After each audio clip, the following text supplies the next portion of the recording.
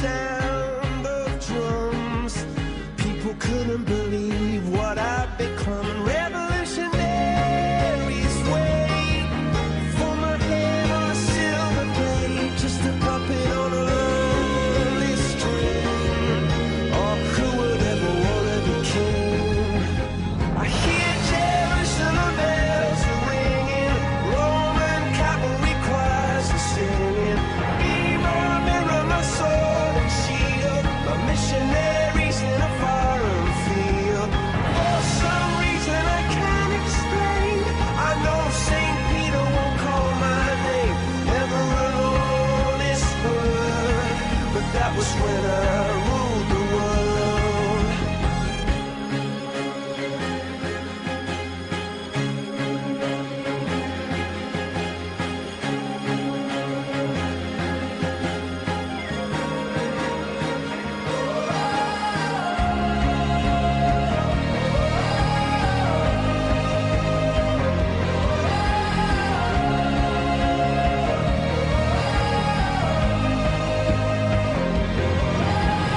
Hear Jerusalem bells are ringing, Roman cavalry choirs are singing. Be my mirror, my sword and shield, my missionaries in a foreign field. For some reason I can't explain, I know St. Peter won't call my name, never an honest word, but that was when I ruled the world.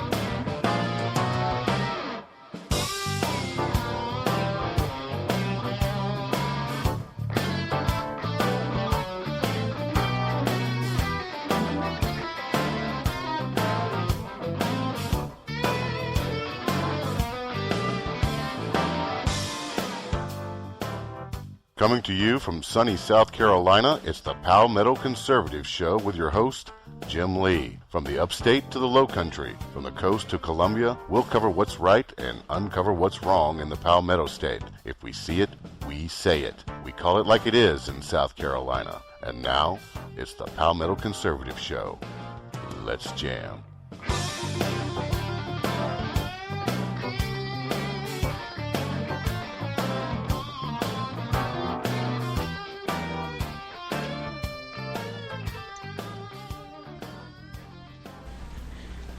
Taking on the cacostocracy 1 week at a time. Welcome back into Hour 2 of the Palmetto Conservative Show here on the Conservative Broadcast Media Network.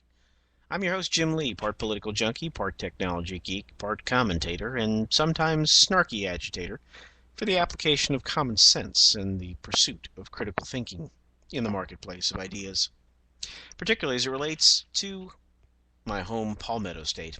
I don't profess to have all the answers, folks, just an awful lot of relevant questions.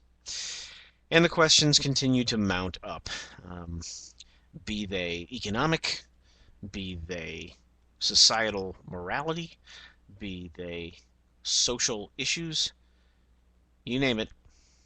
I've got more questions. Just wish we could get to some straight answers. As we take on the cacostocracy, one of my favorite quotes comes from our dear friend Plato. He says, one of the penalties for refusing to participate in politics is that you end up being governed by your inferiors. Well, that's unquestionably true. And not to throw up a straw man argument, but this is unquestionably true. That the majority of people in this country do not, in fact, participate in politics. Even at the simplest level, they do not participate by going to the polls and voting, casting their vote for those that might represent them. So without a doubt, many of you who have chosen not to participate are sitting at home being governed by your inferiors. deal with that every day.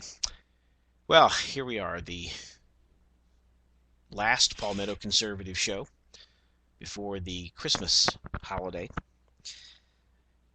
Yes, it's not just the holiday season, it's the Christmas holiday. I always love that when people ask or say, happy holidays. Well, what holiday is it?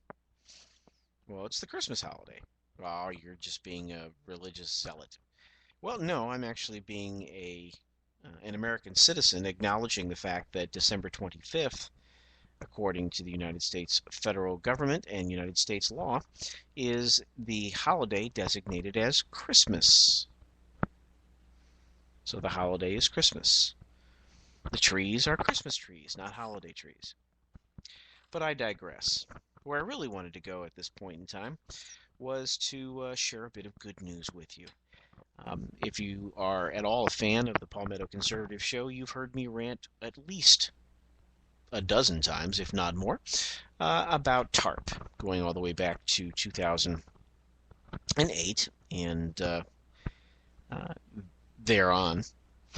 Many of you may believe that, that $700 billion program, which grew to closer to $1 trillion by the time everything was said and done, is long behind us. TARP is in the rearview mirror. We need not worry about TARP.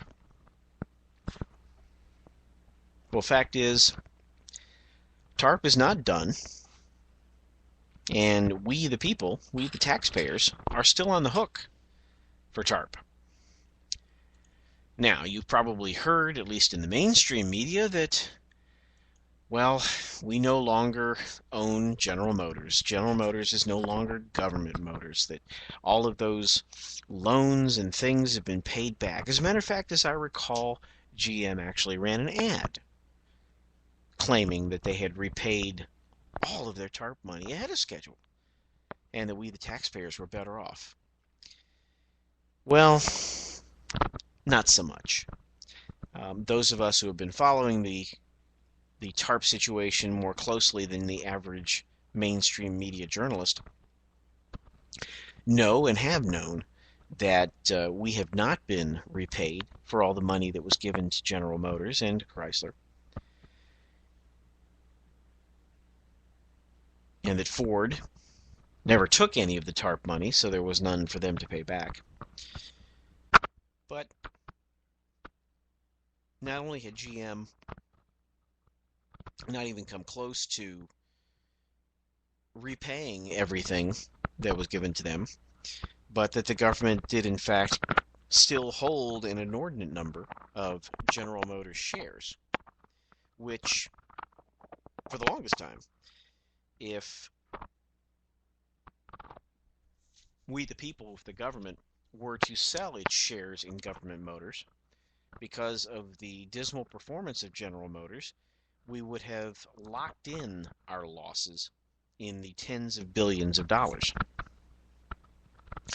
But today, the Obama administration announced that it's going to sell about 200 million shares, or 40% of its remaining stake.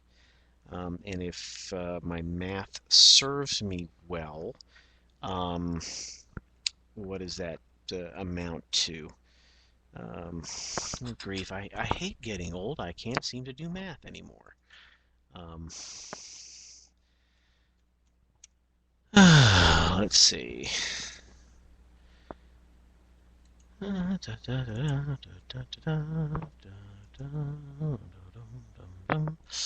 you probably don't want to hear me singing, do you? That of the roughly 500 million shares that we, the people, own in government motors, the government, the Obama administration indicated they're going to sell 200 million shares and plan to completely exit the Detroit automaker by March 2014, so somewhere in the next 15 months.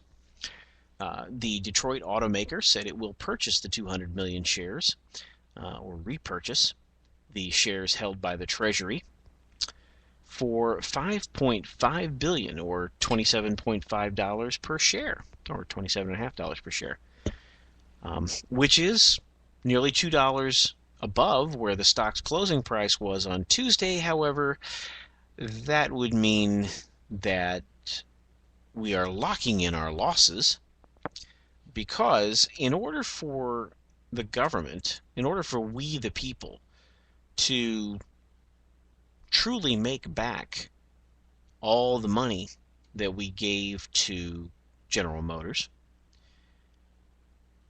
they would have to sell all of those shares at least a $33 a share price. But that's not going to happen. So what we are doing here is we are cementing our losses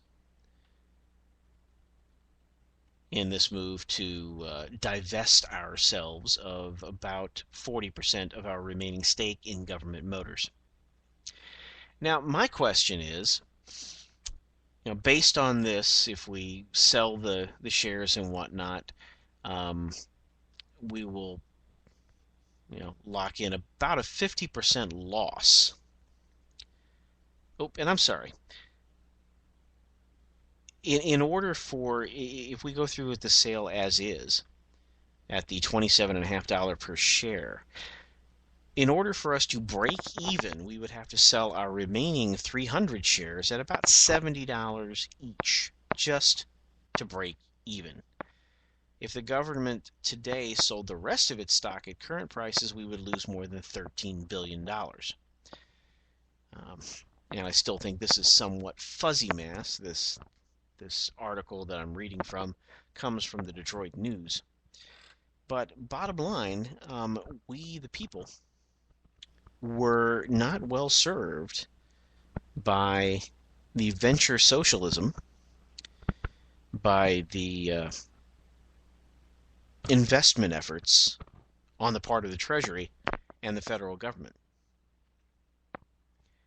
Now, two things come to mind which really bug me about this story. Number one, how can we be losing 50% of our investment when supposedly 100% of it had already been paid back? Is it possible that for some strange reason, or by some fiat of the space-time continuum, that maybe we weren't told the whole truth when GM made those claims, and most people with any common sense realized that there was no way that we had been completely paid back? Was it that they only told us half the story? Is it possible that they weren't completely forthcoming with the information? Or is it just simply that this kind of high finance is beyond the ability of the average American citizen to truly comprehend?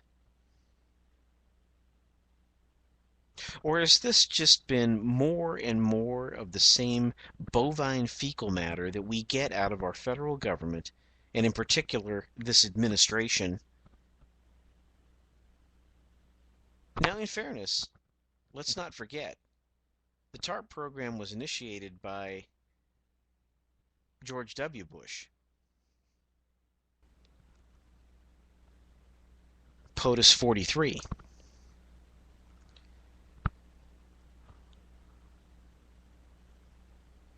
But here we are. As a stockbroker, as an investor, I think about this and I ask myself, would I make this kind of investment? Would I go whole hog and invest my hard-earned money with the opportunity to expect a negative 50% return on investment?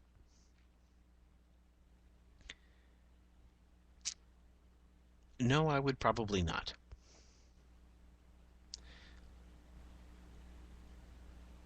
The government should not be in the business of owning stakes in private companies for an indefinite